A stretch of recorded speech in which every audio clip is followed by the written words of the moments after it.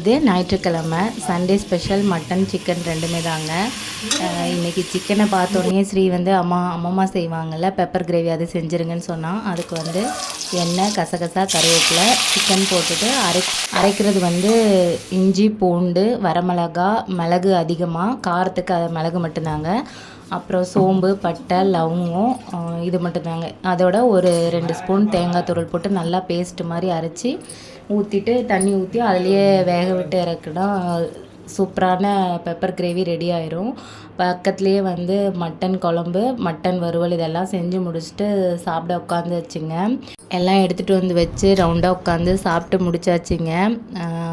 சாப்பிட்டு முடிச்சுட்டு அப்புறம் எல்லாம் கொஞ்ச நேரம் நல்லா ரெஸ்ட் எடுத்தாச்சு. ரெஸ்ட் எடுத்துகிட்டு மதியத்துக்கு மேலே வேலை ஸ்டார்ட் ஆகிடுச்சிங்க. நம்ம வயலில் தான் பருத்தி செடி வராத இடத்துக்குலாம் பருத்தி கொட்டை ஊனியிருந்தேன்லங்க, அதுக்கு வந்து தண்ணி ஊற்றலான்ட்டு தாங்க தண்ணி கட்டலான்னு தான் இருந்தோம். ஆனால் மழை வருமா வராதா அப்படிங்கிற ஒரு டவுட்டாகவே இருக்குது. வர மாதிரியும் இருக்குது வராத மாதிரியும் இருக்குது.